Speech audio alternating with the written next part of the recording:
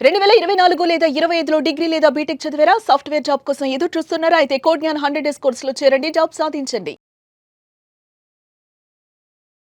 నమస్కారం సార్. నమస్కారం అమ్మా. సో, ప్రతి ఒక్కరికి కావాల్సిందే డబ్బు. అండ్ ఆ డబ్బు గురించి ప్రతి మంత్ శాలరీ ఎప్పుడు పడుతుంది, కాస్త వెనక పడినా కూడా అతలాకుతలం అవుతూ ఉంటారు. వేరే వాళ్ళ దగ్గర అప్పు తీసుకోవడానికి ట్రై చేస్తూ ఉంటారు.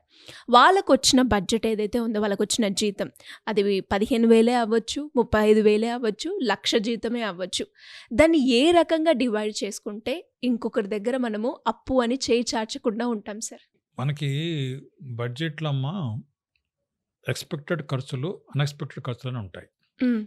వీటిల్లో ఫస్ట్ దేనికి ప్రాధాన్యత ఇవ్వాలి? అన్ఎక్స్పెక్టెడ్ ఖర్చులకి ప్రాధాన్యత ఇవ్వాలి. హుహు. ఫర్ ఎగ్జాంపుల్, హ్మ్. దారిన పోతున్నాము, హ్మ్. చిన్న యాక్సిడెంట్ అయింది, హాస్పిటల్కి వెళ్ళాము, ఎక్స్పెక్ట్ చేయం కదా. చెయ్యం. ఇంట్లోనే ఉన్నాం, రోగం వచ్చింది, ఎక్స్‌పెక్ట్ కోవిడ్ వచ్చింది, ఎక్స్పెక్ట్ చేయలేం కదా.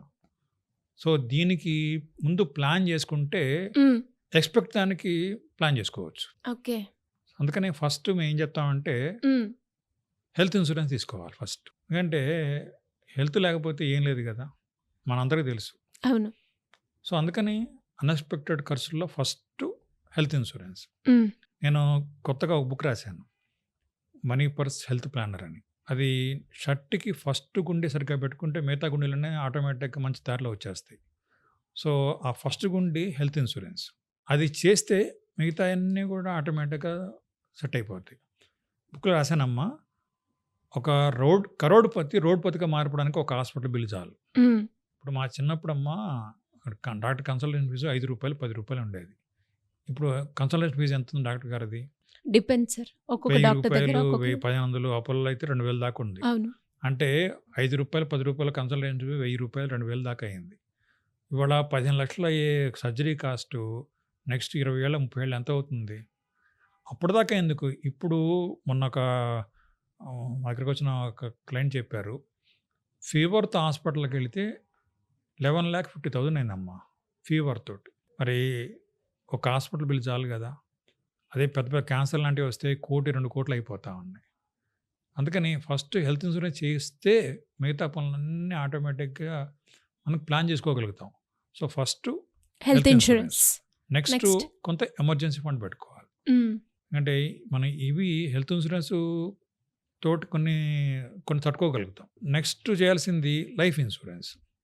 ఎందుకంటే నేను చాలా వీడియోలో చెప్పిన, నేను లైఫ్ ప్రేమతో ఉంటానన్న మాట ఇవ్వగలను, సిన్సియర్గా ఉంటానన్న మాట ఇవ్వగలను, రేపు కూడా బతుకుంటానన్న మాట ఇవ్వగలనా? ఇవ్వలేను. లేదు. కానీ నాకేమైనా అయినా నా ఫ్యామిలీకి ఫైనాన్షియల్ బర్డెన్ రాకుండా మాట ఇవ్వగలను. హ్మ్. అది లైఫ్ ఇన్సూరెన్స్ ద్వారా సాధ్యమవుతుంది. ఓకే. అందుకని నెక్స్ట్ చేయాల్సింది ఏంటంటే లైఫ్ ఇన్సూరెన్స్. ఎందుకంటే మనం ఏదైనా గ్యారంటీ ఇవ్వగలం, కానీ మన లైఫ్ని గ్యారంటీ ఇవ్వలేము. మనం లేని లోటు తీర్చలేం, కానీ మనం లేని ఆర్థిక లోటు తీర్చగలిగే అవకాశం లైఫ్ ఇన్సూరెన్స్ ద్వారా ఉంది. సో నెక్స్ట్ చేయాల్సింది లైఫ్ ఇన్సూరెన్స్. ఆ తర్వాత ఏం చేయాలి మీరు చెప్పండి? ఖర్చుల గురించి ఆలోచించాలి సార్. ఏం ఖర్చులు ఉన్నాయి చెప్పండి? నిత్యావసరాల ఖర్చులు. దానికి మీరు ఇన్కమ్ ఎట్లాగ ప్రతి ఒక్కరు ఏదో పని చేస్తూనే ఉంటారు. హ్మ్. సో దానికోసం కష్టపడుతూనే ఉంటారు. హ్మ్. సో ఆటోమేటిక్గా ఆ ఇన్కమ్ బట్టి ఎక్స్పెండిచర్ పెట్టుకుంటారు. నెక్స్ట్ ఏం చేయాలి? దేనికోసం ప్లాన్ చేయాలి? Retirement, future. Very good. హ్మ్. సో ఎందుకు రిటైర్మెంట్, చాలా టైం ఉందిగా మీకు. ఎప్పుడు మీరే అన్నారు కదా సార్, అన్‌ఎక్స్‌పెక్టెడ్ గురించి ఫస్ట్ ఆలోచించాలి అని. రైట్. రిటైర్మెంట్ ఎక్స్పెక్టెడే, హ్మ్. తప్పదు. తప్పదు. ఎందుకంటే మనం 60-65 ఏళ్ళ దాకా పని చేయగలం. ఆ తర్వాత ఖాళీగా ఉండాలి. మనం జనరల్గా అమ్మ సండే ఎక్కువ ఖర్చు పెడతామా, వర్కింగ్ డే ఎక్కువ ఖర్చు పెడతామా? సండే రోజే ఎక్కువ ఖర్చు మరి పెడతారు. రిటైర్ అయిన తర్వాత ప్రతిరోజు సండే కదా. అప్పుడు పొదుపుగా వాడుతూ ఉంటారు కదా సార్ ఇంకా. అమ్మ ఇప్పుడు మీరు జాబ్ చేసేటప్పుడు నా ఫంక్షన్ పిలిచినా కానీ నాకు సెలవు దొరకలేదని చెప్పి ఎగ్గొట్టగలరు. హ్మ్. రిటైర్ అయిన తర్వాత లేదు. ఖాళీ కదా, ఆప్షన్ లేదు. రావచ్చు కదా, ఆయన ప్రతి ఇంటికి వెళ్ళాల్సి వస్తుంది కదా. అవును. తర్వాత మీకు ఓపిక లేనప్పుడు హ్మ్. ₹10 వస్తువు ₹11 కొనాల్సి వస్తుంది, ఒక్కోసారి ఆన్లైన్లో తెప్పించుకోవాల్సి వస్తుంది. మీకు ఓపిక ఉన్నప్పుడు నడిచిపోగలరు, డ్రైవింగ్ చేసుకుని పోగలరు, బస్సులో వెళ్ళిపోగలరు. ట్రూ. యాక్సెప్టెడ్. కానీ రిటైర్ అయిన తర్వాత ఓపిక లేకపోతే ఏం చేస్తారు? ₹10 వస్తువు ₹11 కొనాల్సి వస్తుంది. అవును. ఎందుకంటే ఖర్చులు పెరుగుతాయి. తర్వాత 75 తర్వాత 80 తర్వాత అసలు మీకు ఒక మనకి వృద్ధాప్యంలో హెల్త్. చాలామందికి అటెండెంట్ కావాలి. అందుకని రిటైర్మెంట్ తర్వాత పెన్షన్ ఉంటేనే గౌరవం వస్తుందమ్మా. నిన్న మొన్న ఒక 1 డే ప్రోగ్రామ్ చేసాము. లీవ్ హ్మ్. రిచ్ అని ప్రోగ్రామ్ ఖమ్మంలో చేసాం. హుహు. దాంట్లో ఒకటే అడిగాను. చాలామంది ఏంటంటే ఆహ్, రియల్ ఎస్టేట్‌లో ఇన్వెస్ట్ చేస్తారు. రియల్ ఎస్టేట్ ఇన్వెస్ట్ చేస్తే మనం మనకు ఉపయోగపడుతదా రియల్ ఎస్టేట్‌లో? అన్‌ఎక్స్‌పెక్టెడ్. పిల్లలకు ఉపయోగపడుతది. హ్మ్. ఇంకో ఎగ్జాంపుల్ చెప్తాను. నేను రిటైర్ అయిన తర్వాత నాకు కొడుకు, కోడలికి రూ. 1,00,000 ఇస్తున్నా ప్రతి హ్మ్. నెల. హ్మ్. హ్మ్. నా ఫ్రెండ్ 10,00,00,000 ఆస్తి ఇచ్చాడు. నాకెక్కువ గౌరవం వస్తదా? మా ఫ్రెండ్‌కి ఎక్కువ గౌరవం వస్తదా? ప్రతి మీకే నెల స్ రూ. 1,00,000 ఇస్తున్నా. మీకే వస్తది. ఎందుకని? ప్రతి మంత్ ఇస్తున్నారు గదా సార్. ఆ! ఏ రోజైతే నా కోడళ్ళు గడ్డ అవసరం పెరుగు ఉంటది. ఎయలేదో, ఆ రోజు నేను రూ. 1,00,000 ఇవ్వడం మానేస్తా. 10,00,00,000 ఆస్తి ఇచ్చి మా ఫ్రెండ్ ఏం చేస్తాడు? వాళ్ళ పిల్లలేమంటారు? మా అయ్య నాకు కాకపోతే ఇంకెవడికి ఇస్తాడంటాడు. అందుకని పెన్షన్ తోటే ప్రేమ, గౌరవం దక్కుతాయి. పెద్ద పాయింటే సార్. ప్రేమను వాయిదాల్లో కొనుక్కోమని చెప్తున్నా. పెన్షన్ తీసుకోవడం ద్వారా. ఎందుకంటే నా మనవడో, మనవరాలొస్తే రూ. 1,00,000 ఇచ్చి బట్టలు కొనుక్కోమని ఎప్పుడు చెప్పగలను? నా దగ్గర డబ్బులుంటే చెప్పగలను. అవును. కానీ నాకు 10,00,00,000 ఆస్తి ఉన్నా గాని నేను ఇవ్వగలనా? ఇవ్వలేను గదా! సో, పెన్షన్ కోసం ఖచ్చితంగా ఏర్పాటు చేసుకోవాలి. నెక్స్ట్ అమ్మా అన్నిటికంటే బెస్ట్ ఇన్వెస్ట్‌మెంట్ ఏంటంటే భూమి మీద మన నాలెడ్జ్ మీద మనం ఇన్వెస్ట్ చేసుకోవటం. యెస్. ఒప్పుకుంటాను. ఇప్పుడు మీరు మీ చదువు కోసం ప్రతి సంవత్సరం ఎంత ఖర్చు పెడుతున్నారు?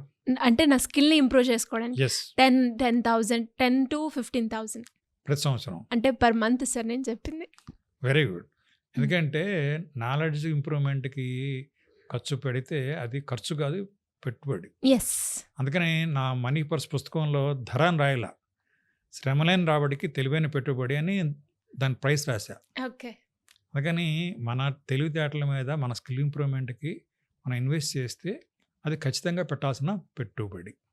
సో, ఇలా చాలా ఉన్నాయి. ఇంకా డీట్‌గా వెళ్తే ఇంకా మనకు ఇంకో పెద్ద ఎపిసోడ్ అయితది. డెఫినెట్‌గా sir.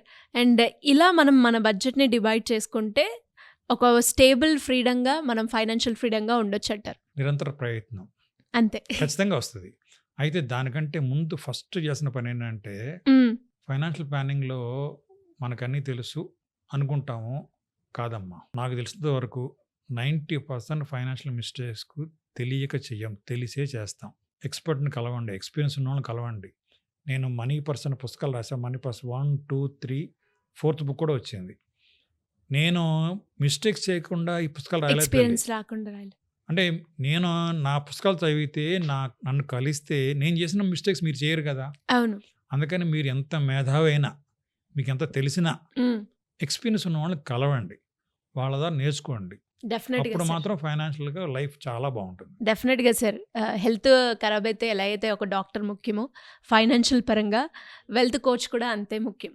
Anyways thank you sir. Thank you so much. Thank you అమ్మా.